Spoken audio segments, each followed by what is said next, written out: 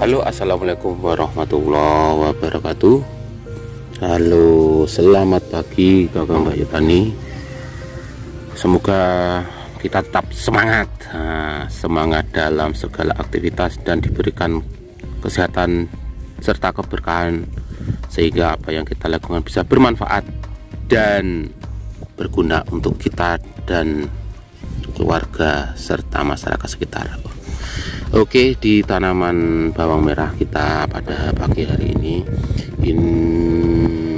kita tidak nyemprot ya, walaupun saya tadi bawa tangki tuh, tapi itu untuk nyemprot yang lain, itu bukan untuk bawang merah ini. Bawang merah ini usianya sudah 50 hari, pas 50 hari setelah tanam. Bawang merah ini sudah berumbi, sudah besar-besar, bisa dilihat seperti itu umbinya. Daunnya juga tidak lemas, kaku, hijau pekat. Pucuk kuning sudah hadir sejak beberapa hari yang lalu. Tanaman dalam kondisi fase generatif, di fase akhir untuk pengisian dan pematangan umbi, sehingga mungkin dalam 10 hari ke depan kita akan melakukan pemanenan. Dalam kondisi harga bawang merah yang tidak pasti ataupun tidak stabil, bagi saya pribadi tidak terlalu saya pikirkan memang, karena saya sendiri tidak mau ribet. Yang penting saya fokus untuk bagaimana merawat tanaman. Di kolom komentar itu ada beberapa kakak Mbak Yutani bawang merah yang bertanya prediksi harga. Saya itu bukan ahli prediksi dan memang tidak mau tahu ya, bukan tidak mau, memang nggak tahu tenan.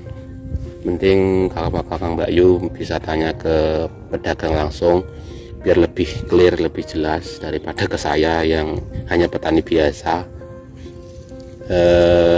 yang keseharian kita hanya di sawah. Untuk tanaman bawang merah ini ada beberapa permasalahan yang sering terjadi, dan kadangkala saya juga ditanya tentang bagaimana mentol nih brambang, ngeduk nih godong. Intinya bagaimana fokus pada pengumbian di fase generatif.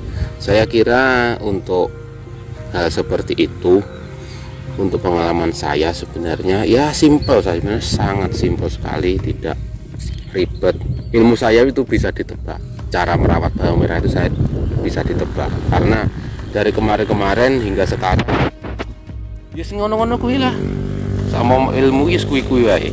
Cuma alhamdulillah itu bisa berjalan dengan bagus. Saya kira pengalaman yang sudah saya lakukan dan beberapa kali tanya ke yang lebih senior, yang lebih pengalamannya lebih pintar, alhamdulillah saya aplikasikan, bisa membuat tanaman bisa berkembang secara maksimal. Lah kaitannya dengan ngeduk nih godong, gede nih umbi, berdasarkan apa yang ditanyakan beberapa orang itu, kalau saya, versi saya ya mungkin untuk versi yang lain itu sama sebenarnya. Yang jelas kita masukkan yang namanya kalium. Kalium itu wajib untuk fase-fase seperti ini, walaupun unsur nitrogen maupun fosfat juga harus dimasukkan, tapi dengan skala tertentu. Kalau fosfat mungkin agak tinggi, kalau nitrogen dibuat seminim mungkin. Di usia seperti ini nitrogen saya kira tetap harus dimasukkan, tetapi tidak usah banyak-banyak karena musimnya ya kemarau ini, jadi tidak masalah sebenarnya. Ini pemupukan terakhir itu juga saya pakai apa kemarin itu ya,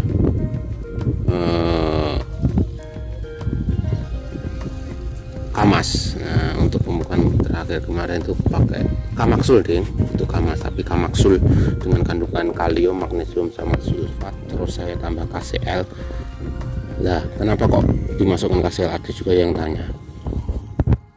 karena kaliumnya tinggi yang jelas, dan itu adalah salah satu cara untuk nyedeni umbi, kalium yang tinggi. Namun itu juga harus tahu waktu. Kalau di musim-musim penghujan saya tidak berani, karena ada klornya itu di dalam KCl, karena namanya aja kalsium klorida, jadi saya tidak mau masukkan itu. Klor itu sensitif terhadap bawang merah, itu sensitif klor, khususnya di musim penghujan. Kalau di musim kemarau monggo losdol. Dari pengalaman beberapa petani itu banyak yang pakai KCl tunggal, itu pun juga tidak masalah sih. Cuma yaitu hati-hati kalau di musim penghujan, karena banyak kejadian kemudian bawang merahnya guling daripada itu. Jadi itu menjadi sebuah pengalaman bagaimana kita memperlakukan tanaman saat pemberian kalium. Terus yang berikutnya untuk orang mentol-mentol. Kalau saya pribadi selama ini yang saya praktekkan adalah dengan pemberian kalsium dengan campuran sulfur ataupun sulfat, itu sangat mampu untuk memaksa tanaman, dalam tanda kutip memaksa tanaman yang tidak mau mentol-mentol. Itu sudah saya alami di tahun kemarin itu, ketika tanaman tidak mau mentol sampai 55 tidak mentol, popornya padahal gede-gede. Dengan pemberian kalium dan sulfat ternyata mau dia mentol. Mungkin untuk sekarang bisa ke beberapa pengalaman berikutnya, kemudian saya tambah paklobutrazol, itu juga sangat membantu tanaman itu undang-undang mentol, ngerangsang lah, dirangsang dengan paklo. Itu kerjanya dia itu adalah memblokir gibrelin untuk pertumbuhan batang ataupun popor, pertumbuhan daun, sehingga nutrisi itu fokus ke umbi. Kalaupun triazol itu menghambat, sekedar menghambat, tapi kalau paklo memblokir, mutus lah, motong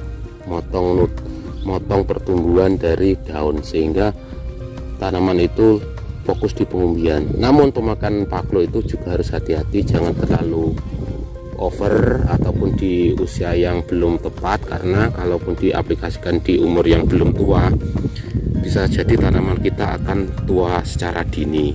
Itu yang harus diperhatikan. Makanya dalam segala hal kita harus selalu fokus ataupun perhatikan dosis, jangan berlebihan, sesuai saja, karena kalau yang berlebihan itu juga tidak baik, ataupun yang kekurangan itu juga tidak baik.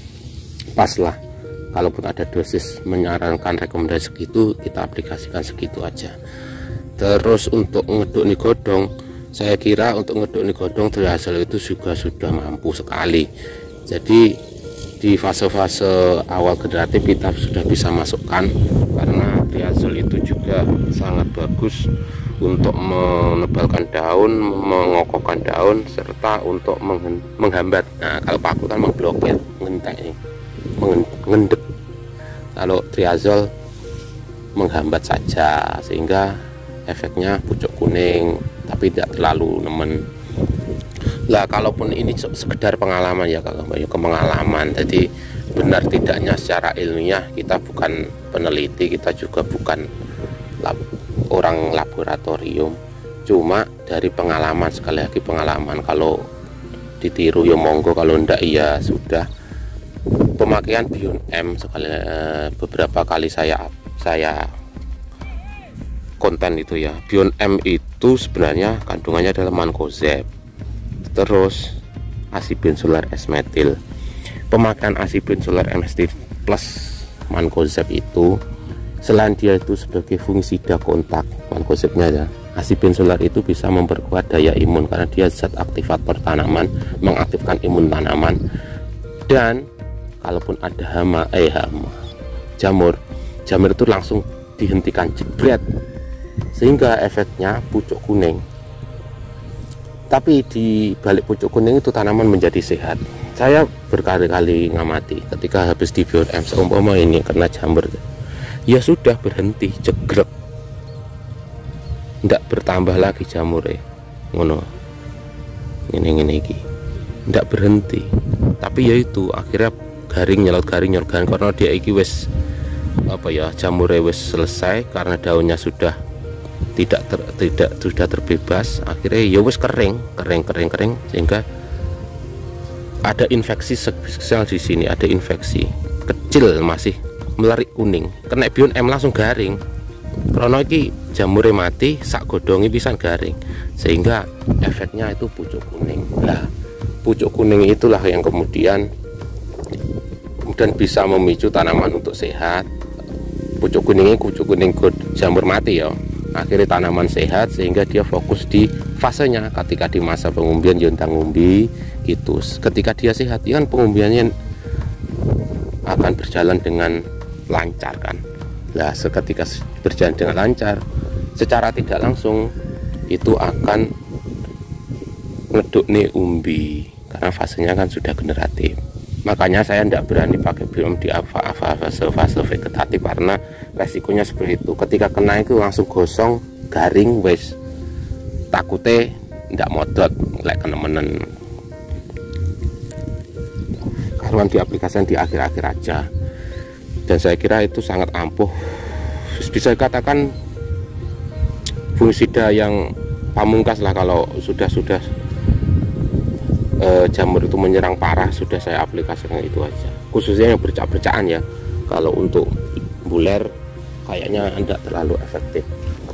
Nah, jadi intinya dia itu membangkitkan imun, kedua dia membunuh jamur yang sudah menyerang, akhirnya godongnya sing keserang, sing enek jamur dibunuh itu akhirnya kering akhirnya pucuk kuning, dan pucuk kuning akhirnya tanaman sehat akhirnya efeknya fokus dalam pengumbian.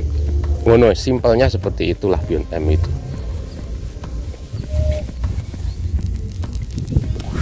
Nah, ini tanaman kita. Nah, ini umbinya. Wush, ini lumayan gede nih. Nah, wah, seperti itu. Oke Mbak Yu, mungkin video ini saya akhiri karena kita mau pulang. Dari saya, semoga seluruh kakak Mbak Yu petani bawang merah khususnya bisa merawat tanaman dengan bagus, mendapatkan panenan yang banyak, dan menjadi rezeki yang barokah, manfaat dunia akhirat, bisa untuk memenuhi kebutuhan keluarga dan ibadah. Akhirul kalam, wassalamualaikum warahmatullahi wabarakatuh.